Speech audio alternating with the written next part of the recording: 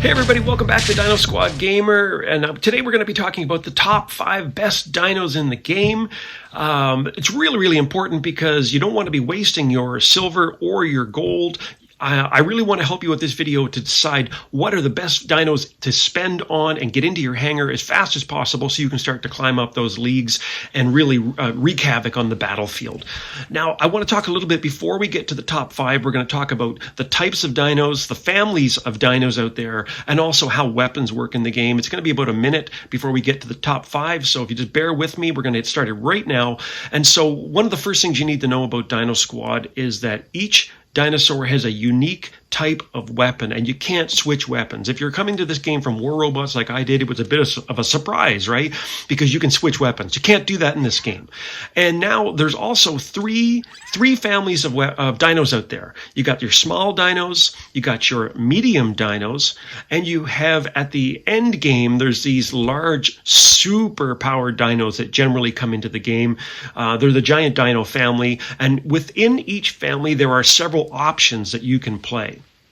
And each of the types of dinos play an important role on the battlefield, right? Dino Squad's a really funny game that way. It's very structured. The developers have created a game that they want you to play in a certain way. And so the way you would do it is typically when you start your game, usually you would jump into these tiny dinos, and their job is to capture the towers, and also destroy the enemy towers and capture them. It's really what they're good for. They're not really brawlers, although they can. Then you have your medium family of dinos, and the mediums come in 2 types. There's these ankylosauruses that have brawling capabilities, and you have snipers. Now, the snipers in the game currently right now are super crazy deadly, and we'll talk a little bit about that later.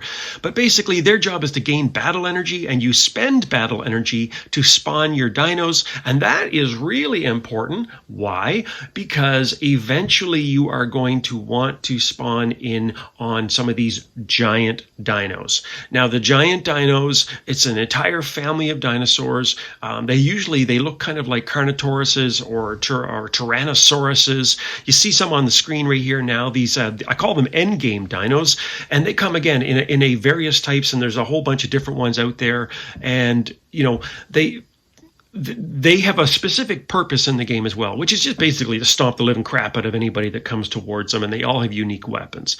And so what I want to do in this video is I want to give you guys an idea of what are the best dinos out there right now, so you don't waste your gold, you don't waste your silver, and why wait anymore? Let's get started right away. So my top 5 dinos. Number 5, the Scorcher.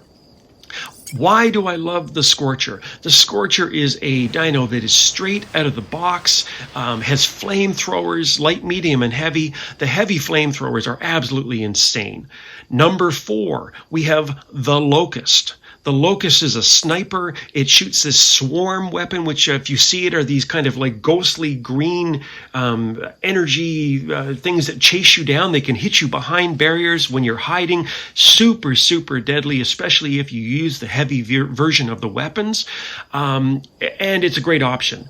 Number 3 is going to be controversial because some people might even say this is number 1. It's the Marconi. It's another sniper, but it shoots this pulse rifle. Now, I only have the medium weapon. Some people use the heavy. It is crazy powerful. They got a buff recently, and when you go into sniper mode, all of these snipers suddenly go into accelerated firing mode and do more damage. Really great for taking down enemy giant dinos from distance. Really hard to fight back against.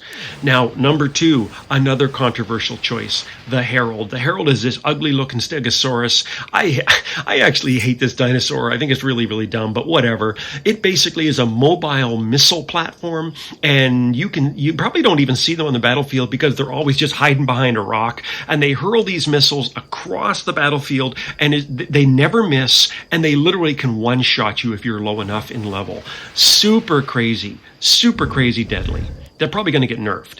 And number 1 for me is the Dominus. It is the most powerful of the giant dino family. It shoots these rocket launchers, close range brawler, and devastating, just absolutely annihilates your hangar. It's cost 10,000. The one thing to remember, it cost 10,000 gold for this thing, and for the Herald 10,000 gold. So it probably is out of reach for a lot of you for the first little while, unless you want to save up. But I'm telling you right now, it is the most crazy powerful dinosaur in the game. Now, obviously, it's going to be controversial because some people are going to say that the Marconi is more powerful because, yes, you can take down a Dominus from the other side of the map. Some people are going to say Herald. I think it's a toss-up between any three. That's my rankings. I'd love to hear from you guys, especially some of you veterans in the game. What are the dinos that you guys think the new players should be investing in as they go up and try to help them avoid the mistakes that maybe we all made when we first started the game? Now, just one last little thing. If you're looking for a sort of an economy hangar that's going to do you well till you can get to that stage, I think you do really, really well by getting, say, a plank for your small dino, maybe get a Marconi, and if you really wanted to have a brawler, you could throw an Edison as your medium dinos. And then for your heavy ones, you really can get away with using a Scorcher. You can see it on the screen right there. If you keep a Scorcher and, just kind of really invest in that and try to level it up, you can save lots of gold until you can finally afford the Dominus or something like that for the end game. I would kind of stay away from Herald, though, because I'm a little bit nervous that it's going to get nerfed, because nobody really likes gameplay when it basically is just a, stand at the back of the map and just mash a button and instantly kill your enemy. That type of dinosaur, it makes me nervous to invest in, because that is a dinosaur that's ripe for nerfing. Okay, so anyway, hopefully this guide has helped you. I'd love to hear from you in the comments. Tell me what your top 5 dinos are, and if you think I'm full of crap, tell me one way or the other.